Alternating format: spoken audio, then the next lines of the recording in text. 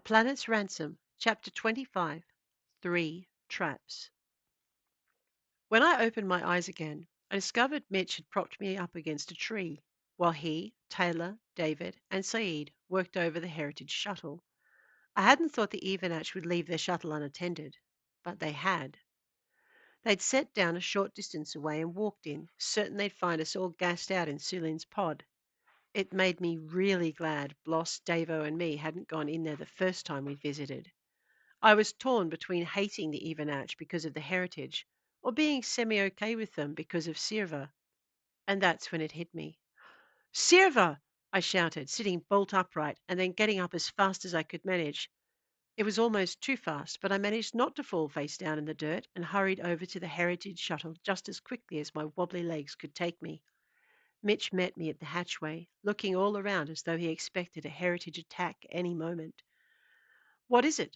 We've got to save Sirva, I said, but he shook his head. We get Blossom and Su-Lynn first, he said, and we go do it now. Here. And he reached back into the shuttle and pulled out one of their weapons. You're going to need one of these. I stared at him as he jumped the short distance from the hatchway to the ground and then crossed the space between us. Here, he said, handing the weapon to me. I took it and held it carefully, making sure I was pointing the muzzle to the ground. But I don't know how to use one, I said. It's easy, he said. Do what I do. And he showed me how to hold it and aim it and fire it, although we only did that once. I'm not sure how much charge these have left, he said. The indicator says they're full, and they don't seem to use much when they're fired. But I just don't know how many times they'll fire before they run out. I looked at the small bar of green situated at the top of the weapon, just below what Mitch was calling the sights, because that was where you looked to see what you were aiming at. It looked pretty full to me. If we go now, won't they know we're coming? I asked, and he gave me a feral grin. Not if we get there quick enough, he said, indicating the shuttle. I looked at him and then looked at the shuttle. Won't they know their friends are dead? I asked. I mean, if they all have quarters like the ones that tried to get me and Taylor, then won't the ones back at their base know we're coming? That's why we have to go now, he said. How long was I out? I asked, and it sounded like I'd made a short trip to the shops and not knocked out by gas. But we both knew what I intended. 10, 15 minutes. I let you sleep while we worked out how to fly this thing. I eyed the shuttle. Don't you think they're expecting this? I asked, waving a hand at it. I mean, it's been 10 or 15 minutes. How much do you think we could get done in that time? And that was when he got it.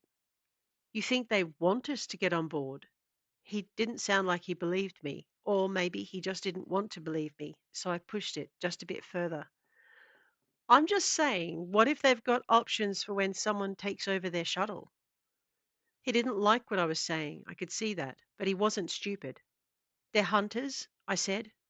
Want to bet this isn't the first time they've gone hunting some race they were forcing into their federation?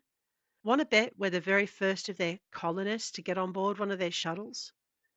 As I spoke, I heard the high-pitched whine of an engine kicking into life, and we both turned to look. Sure enough, the shuttle was warming up. We began to run, trying to reach it before anything else happened. We saw one of the others moving inside. It looked like they were trying to get to the door. Mitch, David yelled, we've got... And the hatch slid shut before he could reach it. Mitch said another of those grown-up cuss words I wasn't supposed to know, and I said it right along with him. This time, though, he didn't tell me off. We both stopped running and watched as the shuttle lifted off. You think they're just taking it for a test flight? I asked, meaning Davo, Saeed, and Taylor, as I watched the shuttle turn in midair and then shoot off in the direction the map had said the Heritage had made their base. Mitch just looked at me. What do you reckon? I looked at the gun. Does this thing have a safety? He showed me, and then I slung the gun over my shoulder, settling it so that it sat across my back with its barrel pointing upward. Before he could comment on what I was doing, I spoke the Evenach word for heritage, and then I started to run. It didn't take Mitch long to catch up and settled into a jog beside me. You know you can't beat the shuttle, right? Yeah, but we can still get there by morning, and they won't be expecting that. You sure?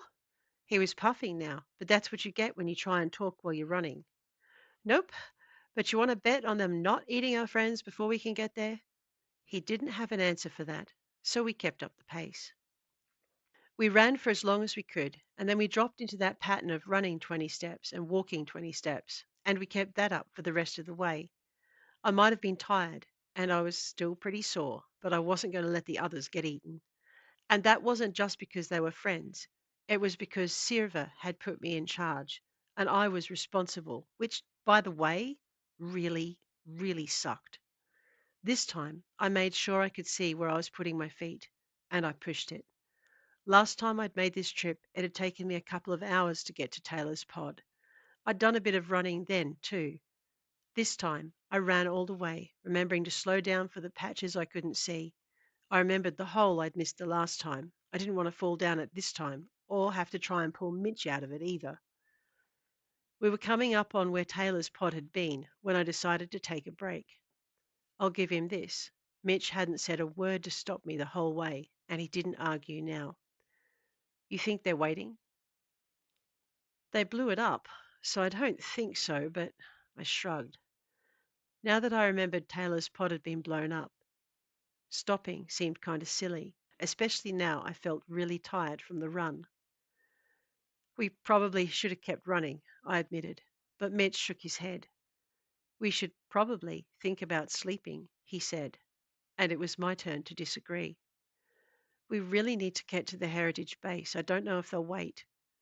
Mitch didn't ask what I didn't know if they'd wait for. He knew. If the Heritage had been in control of the shuttle and had flown it back to their base, then they had 5 of our friends, and they might just decide that 5 out of 8 was good enough for a feast, or that they'd be better off eating the 5 they had before they hunted Mitch and me down. Or they could decide to come looking for us first, Mitch murmured, pulling me hard up against his chest before diving to the ground. A warm breeze touched my face and then shifted the leaves above us as we lay there. We were still breathing hard from our run and had been so busy talking about what the Heritage might or might not do that we hadn't heard them arrive. Both of us stayed as still as the stones around us, and both of us held our breaths. And neither of us believed it would make a single ounce of difference if the Heritage had already scanned where we were. We waited, listening to the sound of their ship's engines, and that was when I realized that these engines sounded different to the ones in the shuttle that had brought the hunters to Su-Lynn's pod. They've got 2 shuttles, I whispered, twisting my head around to look into Mitch's face. He glanced down at me and nodded, and then his eyes lifted so that he was watching the shift and weave of the shrubbery above us. I followed his gaze, hearing the engine sound change as the shuttle moved a little further away.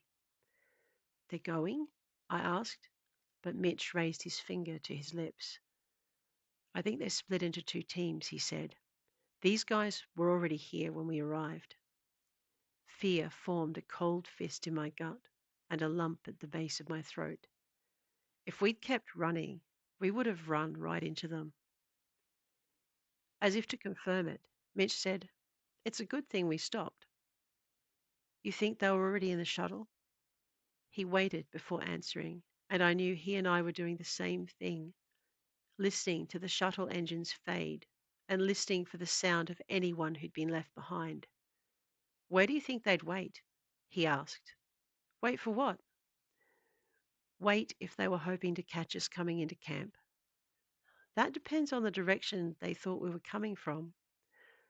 Let's assume they think we're coming from Su-Lynn's because they know you were there and they've seen us together.